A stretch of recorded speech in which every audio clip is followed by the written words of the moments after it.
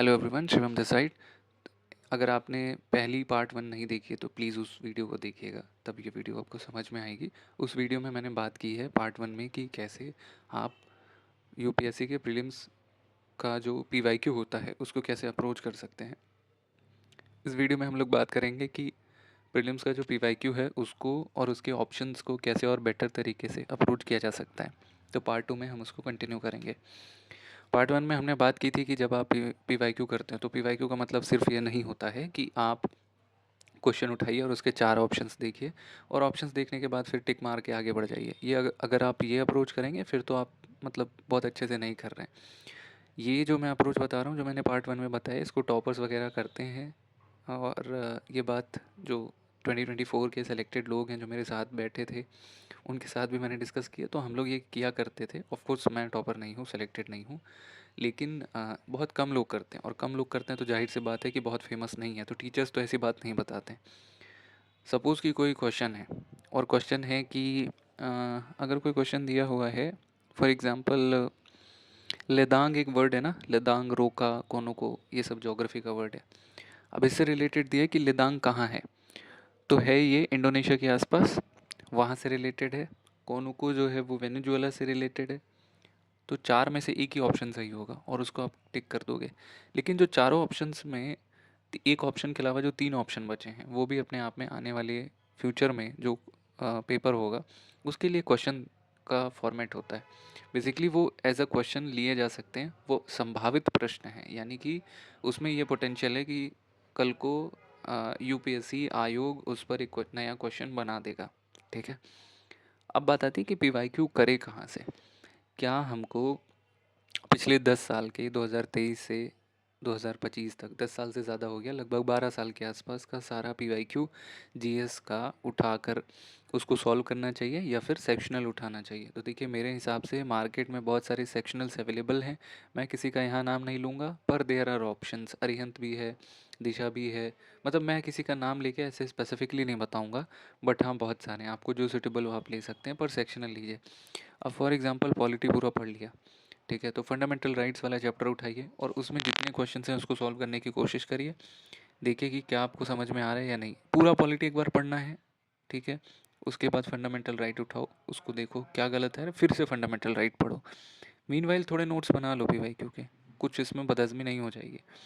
और जो ये करोगे ये तुमको लास्ट टाइम पे बहुत काम भी आएगा। अगर तुम 2026 का पेपर दे रहे हो तो मॉक टेस्ट भी तो करोगे, तो टेस्ट सीरीज में तुम देखोगे कि वही वही थीम से वो क्वेश्चन बना रहा है जो जो मेरे नोट्स में है। तो it will be very easier for you और तुम्हारा कॉन्फिडेंस बढ़ेगा जैसे ही तुम वहाँ स्कोर करोगे। किसी भी कोचिंग का अगर तुमने टेस्ट सीरीज उठाई है तो स्टार्टिंग में जो टेस्ट सीरीज बनती है, बहुत डीप ऑब्जर्वेशन बता रहा हूँ, वो पहले पीवाईक्यू बेस्ड बनाते हैं एक दो टेस्ट सीरीज में। क्योंकि वो पहले एक दो टेस्ट सीरीज में का जो पेपर होता है, पहले एक दो पेपर में वो आपका कॉन्फिडेंस बढ़ाना चाहते हैं। तो वही पीवाईक्यू को घुमा घुमा के वो अब तो चैट जीपीटी पे डाल के क्वेश्चंस बना रहे हैं, ठीक है। तो इस तरीके से बनाते हैं तो आपका कॉन्फिडेंस बूस्ट होगा, चाहे घर पे करोगे या कहीं पे पैसे दे के कर रहे हो। इससे पहले कि मैं आगे बढ़ूँ, एक चीज़ क्लियर कर दूँ कि मैं सोच रहा हूँ कि 2026 के लिए प्री और मेंस दोनों के लिए मेंटरशिप नहीं कहूँगा, ये ग्रुप स्टडी टाइप का, क्योंकि बहुत सारे लोगों ने बोला था, तो मेंटरशिप भी कह सकते हैं। मैंने 2023 में मेंटरशिप दी थी कुछ लोगों को, जो पेड मेंटरशिप थी। लेकिन अभी इस यूट्यूब चैनल पे मैं सोच रहा हूँ कि ऐसी कुछ मेंटरशिप स्टार्ट करें।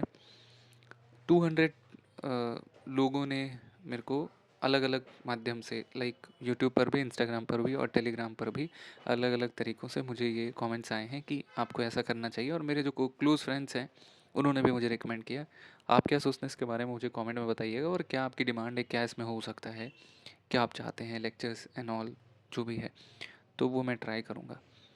चलिए फिर से आते हैं टॉपिक पे। तो पीवाईक्यू कवर करने का यही एक तरीका है। और अगर आप ये वीडियो देख रहे हैं तो बेस्ट तरीका है कि आप ईयरफोन्स लगाइए और इसको सुनते रहिए ऑडियो नोट्स की तरीके से, ठीक है। आप मीनवाइल कुछ काम भी कर सकते हैं बैठ के। स्पेशली मेरी वीडियो देखने की ज़रूरत नहीं है, तुम सुन भी लोगे तो चलेगा। 144 पे लगा लो, डाटा जिसके पास कम है उसके लिए भी चलेगा, ठीक है, ऑडियो नोट्स जैसा।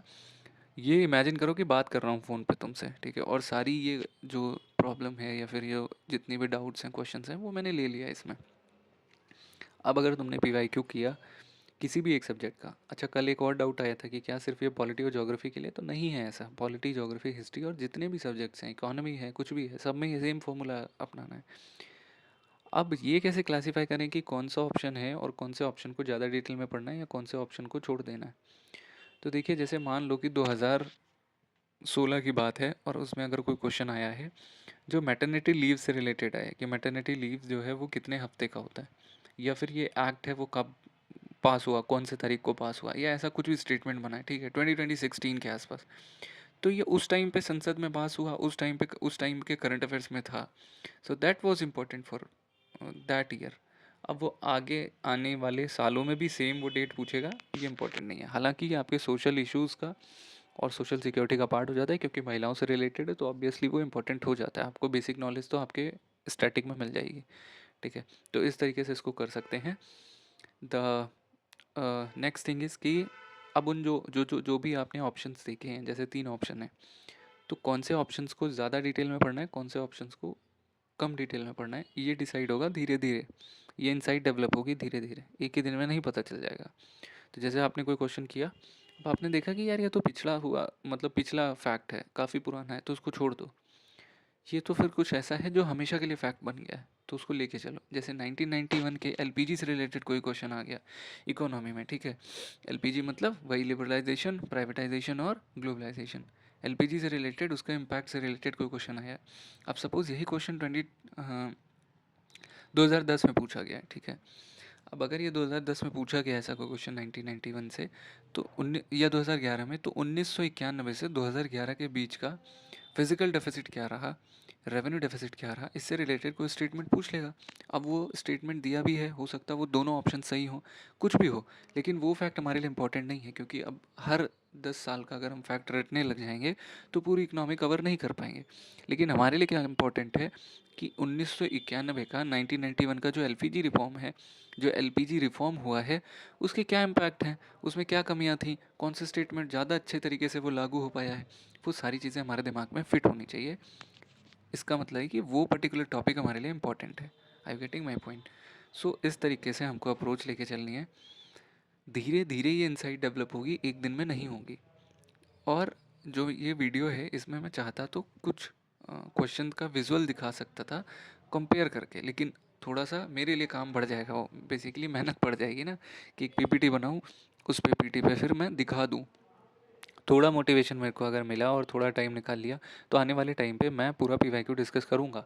तो वहाँ पर आई विल ट्राई कि एक ऐसा पीपीटी टाइप का कुछ बना के और कंपेयर करके बता दूँ। प्रीलिम्स का पेपर सिर्फ पढ़ाई से भी क्लियर नहीं होता है, ये मुझे पिछले अपने अटेम्प्ट्स में बहुत सारे पता चल गया है। It depends upon your presence of mind, आपका क्या ह्यूमर है, कितने ह्यूमर मतलब वो वाला ही नहीं, एकेडमिक ह्यूमर, कितने अच्छे तरीके से आप सोच सकते हैं, और इसके साथ कितने ज़्यादा सब्जेक्ट्स को आपस में कोरिलेट करके पढ़ सकते हैं, ये इस पर डिपेंड करेगा। तो अगर आप सोच रहे हैं कि इकोनॉमी का सवाल सिर्फ इकोनॉमी को पढ़ के हो जाएगा, तो नहीं है। हो सकता है कि उसमें उन्होंने पूछा हो कि सरसों का उत्पादन कौन से राज्य में ज़्यादा हुआ है, और आपको एग्जैक्टली नहीं पता है, या फिर गन्ने का पूछ लिया, ठीक है। तो अब आप यूपी और महाराष्ट्र, ये दो हैं जहाँ पर बहुत ज़्यादा शुगर केन प्रोडक्शन हो रहा है। शुगर केन प्रोडक्शन क्यों हो रहा है, वो वहाँ की ज्योग्राफी पर भी डिपेंड करता है। तो ऐसा ही कोई सवाल आ जाए कि अरुणाचल प्रदेश में सबसे ज़्यादा शुगर केन प्रोडक्शन होता है, तो ये ऑब्वियसली आपके दिमाग में आना चाहिए कि नहीं नहीं, ये तो हो ही नहीं सकता। तो ये आपने हो सकता है ज्योग्राफी में पढ़ा हो। तो ऐसे बहुत सारे सब्जेक्ट्स को एक दूसरे से इंटर रिलेट करके भी आप क्वेश्चन कर लेंगे। तीसरी सबसे इंपॉर्टेंट चीज़ ये है कि जब कोई नया नया अटेम्प्ट देने जाता है, नया एस्पिरेंट होता है ना, एकदम नूब्स तो नहीं कहूँगा, मतलब स्टार्टिंग फेज़ वाले, फर्स्ट सेकंड अटेम्प्ट वाले, तो वो दूसरों की राय को बहुत हल्के में लेते हैं, आमतौर पे उनकी जो सेलेक्टेड नहीं है। टू बी वेरी ऑनेस्ट, मतलब ये मेरा फेवर नहीं है, पर ऐसा होता है, उनको लगता है अरे इनका नहीं हुआ है, पर मैं कुछ अलग करके कर लूँगा। लेट मी टेल यू, कुछ अलग करने के चक्कर में बहुत नुकसान कर लेंगे आप। इसलिए जो कुछ होते आया है, जो एक फॉर्मेट है, उसी तरीके से करिए। अगर आपको लग रहा है कि मैं इस पर्टिकुलर सब्जेक्ट में कुछ एक्स्ट्रा पढ़ लूँगा, कुछ पीएचडी कर लूँगा, कुछ थीसिस पढ़ लूँगा, कहीं से रिसर्च पेपर ले लूँगा, तो वो कुछ नहीं होगा। और एक फॉर्मेट है कि आप सब्जेक्ट कंप्लीट करिए, पीवाईक्यू करिए, उसके नोट्स बनाइए, अपने दिमाग में उसको रखिए, पी और जो प्रीलिम्स की डिमांड है उसको ध्यान में रखते हुए पढ़िए और कर ले जाइए, आगे बढ़िए। प्री के बाद फिर मेंस भी तो है, सिर्फ प्री प्री नहीं है। तो फिर वो मेंस करो और फिर इंटरव्यू करो और फिर आगे बढ़ो, सिलेक्शन लो और जाओ, है ना। तो जो इस्टेब्लिश्ड तरीके हैं, उन तरीक़ों पर आगे बढ़ना इज़ वेरी फ्रूटफुल। कुछ अलग करने के चक्कर में, किसी बहुत बड़े सो कॉल्ड सेलिब्रिटी टीचर्स के चक्कर में आप अपना ब्लेंडर कर जाएंगे, और जनवरी में अभी फॉर्म आ जाएगा, फरवरी तक फिर तुम फॉर्म वॉर्म भर लोगे, 14 फरवरी के आसपास, और उसके बाद फिर तुम्हें आएगा बहुत ज़्यादा प्रेशर कि क्या कर लूँ। फिर डेली यूट्यूब सर्च करोगे how to cover UPSC prelims syllabus in 6 month, 6 month की स्ट्रैटेजी क्या है, 5 महीने में कैसे करें, और उसमें सब ब्लेंड हो जाएगा। इसलिए डोंट रश, बहुत भागने की ज़रूरत नहीं है दूसरों के पीछे। जो इस्टेब्लिश तरीके से होता आ रहा है उसी को करिए, कुछ अलग करने की ज़रूरत नहीं है। और अगर कुछ राय तुम्हें जेन्युइन लग रही है उसको फॉलो करो, ये मत सोचो कि वो कहाँ से मिल रही है। So that's all from my side. I hope मैंने कुछ अच्छा बताया होगा। आने वाली वीडियो में आई विल ट्राई कि और अच्छे तरीके से मैं बता सकूँ। Thank you.